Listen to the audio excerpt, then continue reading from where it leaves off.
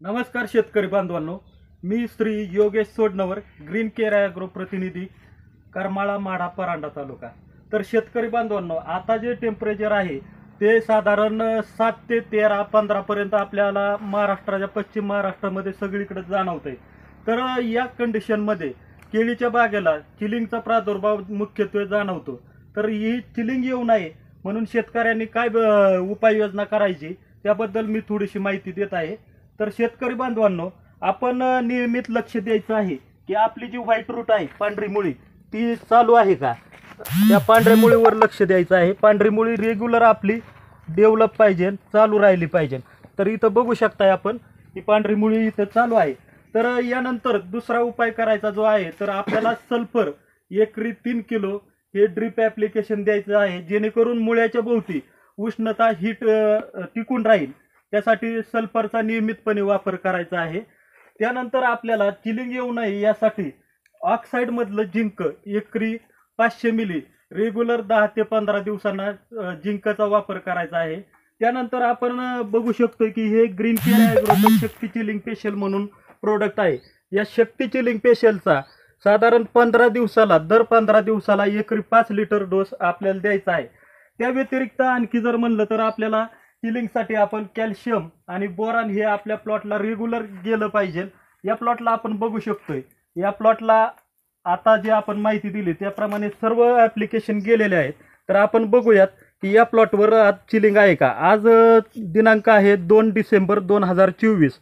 आता मागच्या 4-5 दिवसांपूर्वी करमाळा तालुक्यात साधारण 7 ते 8 डिग्री सेल्सिअस पर्यंत तापमान आलेलं होतं, तरी पण आणखी या प्लॉटवर चिलिंगचा प्रादुर्भाव आपल्याला दिसत नाही। तर शेतकरी बांधवांनी यासाठी रेग्युलरली त्यांनी सल्फर सोडलेलं आहे, कॅल्शियम सोडलेलं आहे, झिंक ऑक्साईड या प्लॉटला गेलेला आहे। आणि मुख्य एक सांगतो शेतकरी बांधवांना की आपण थंडीच्या कालावधीमध्ये केळीच्या बागेला हे रात्रीचं पाणी द्यायचं आहे, कारण की पाण्याचं जी टेम्परेचर असतं ते हवेच्या टेम्परेचरपेक्षा जास्त असतं। त्यामुळं रात्रीचं पाणी दिलं तर मुळीभोवती उबदारपणा जाणवतो। त्यामुळं रात्रीचं पाणी द्या, शक्यतो दिवसा पाणी द्यायचं टाळा। आणि रेग्युलरली पोटॅशची ही डिफिशियन्सी आपल्याला थंडीमध्ये पोटॅश जास्त प्रमाणात लागत असतं, त्यामुळं पोटॅशचा भरपूर वापर करा। तसेच थंडीमध्ये आपल्याला सल्फेटयुक्त खतांचा वापर जास्तीत जास्त करायचा आहे, जेणेकरून आपण केळीच्या चिलिंगवर प्रतिबंध आणू शकतो। तर आपण बघूयात की दुसऱ्या गडावर पण बघू आपण चिलिंगचा प्रादुर्भाव दिसतोय का।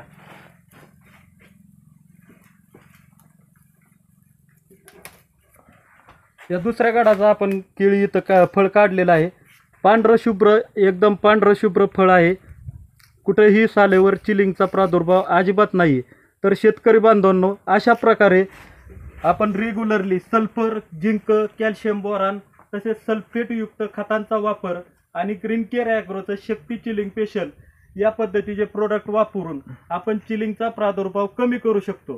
चिलिंग ही पूर्णपणे येत नाही किंवा काय होती अशी कुणीही गॅरंटी देऊ शकत नाही, पण चिलिंगचा जो प्रादुर्भाव आहे तो आपण नक्कीच कमी करू शकतो याप्रमाणे उपाययोजना करून। तर लक्षात ठेवा, रेग्युलरली सल्फर वापरा, झिंक वापरा, कॅल्शियम अजिबात कमी पडू देऊ नका आणि चिलिंग स्पेशलचा रेग्युलरली 15 दिवसांना वापर करा। तसेच सल्फेटयुक्त खतांचा वापर नियमितपणे करा आणि पांढरी मुळी रेग्युलरली डेव्हलप राहू द्या। धन्यवाद।